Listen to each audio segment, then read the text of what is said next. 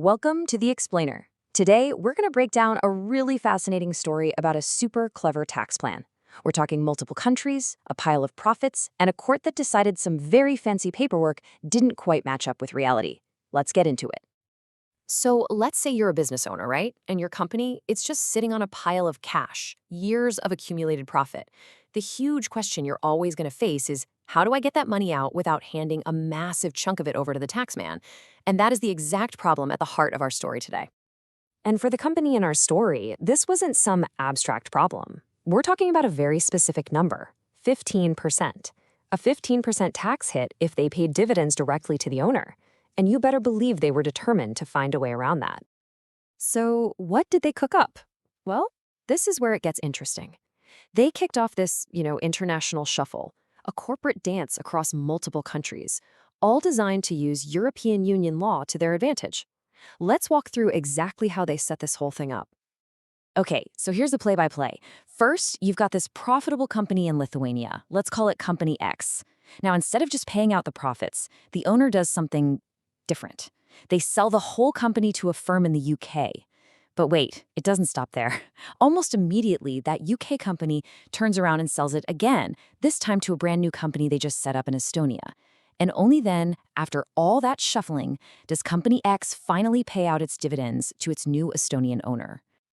Okay, so why all the drama? Why this crazy corporate dance across 3 countries? Well, it all boiled down to one seemingly brilliant loophole in EU law. Dividends paid between companies in different member states can be totally tax-free.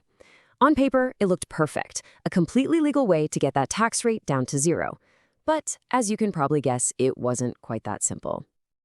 And yeah, this is exactly where the plot thickens. The local tax inspectors in Lithuania took one look at this setup and thought, something doesn't feel right here. So they decided to dig a little deeper, and they focused right in on that brand new Estonian company that got all the money. So let's grab our detective hats and see what they found. So the big question for the investigators was, what is this Estonian company, really? Is it a real functioning business with a genuine purpose? Or is it just a mailbox? And when they kicked the tires on this company, well, they found it was basically empty. I mean, check this out. No employees. 0. No office. Not even a desk. No real assets to speak of. It wasn't actually doing any business. And the kicker? The person in charge was the same Lithuanian guy from the very beginning. When they asked him, hey, why'd you do all this? Crickets. They couldn't give a straight commercial reason for it. Eventually, this whole mess landed in front of Lithuania's highest court. And they just cut right through all the complexity with one simple, brutal line. The company has no economic logic. Boom! That's it. Forget the fancy paperwork. The whole thing just didn't make any sense from a business perspective. And the court had a name for this kind of company. They called it an intermediary company. And that's not just some fancy legal term. It basically means it's a phantom. A company that was only plugged into the system for one reason and one reason only: to get a tax break you weren't supposed to get. Now, the company did try to fight back. Their argument was, hey, wait a minute, we invested that dividend money. We were active in the currency markets. But the court pretty much just waved that away. They said, look, we don't care what you did with the money after you got it. What we care about is why you built this ridiculous structure in the first place. All right, so the investigation is done. The arguments have been heard. We've peeled back all the layers of this international corporate onion. What did the court finally decide? The verdict? It was a slam dunk. The tax exemption was completely denied. The court saw the whole thing for what it was: an artificial scheme built just to dodge taxes, plain and simple. So let's look at the final score. What was the financial outcome here? Well, the whole point of this elaborate shuffle was to pay 0% in tax. And what did they end up paying? 15%.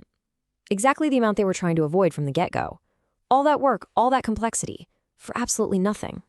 Okay, so this is about more than just one company in Lithuania getting caught. This story is a perfect example of a huge, fundamental idea in tax law all over the world. It's a principle you absolutely need to understand. And that principle is called substance over form. Think of it this way. Tax authorities and judges have the power to ignore how pretty your paperwork looks. That's the form. And instead, they look at what you were actually doing, and more importantly, why you were doing it. That's the substance. Let's apply that to our case. The form, the appearance, was totally fine. It looked like a legal dividend payment between two EU companies. All the boxes were ticked. But the substance, the reality of it, it was just an artificial trick to avoid tax. So while the legal structure might have been technically correct, the economic purpose was a total failure. So if there's one thing to walk away with from this whole story, it's this. In the eyes of the taxman, the why is way more important than the how. You can build the most complex, clever structure in the world, but if its only real purpose is to get a tax break, you're waving a giant red flag. And all of this really leads us to the million-dollar question that businesses and their advisors wrestle with all the time. When does smart, legal tax planning cross that invisible line and become illegal tax avoidance? This case shows us one clear example of that line being crossed, but figuring out exactly where that line is, well, that's what makes this whole area of law so incredibly fascinating and so incredibly tricky.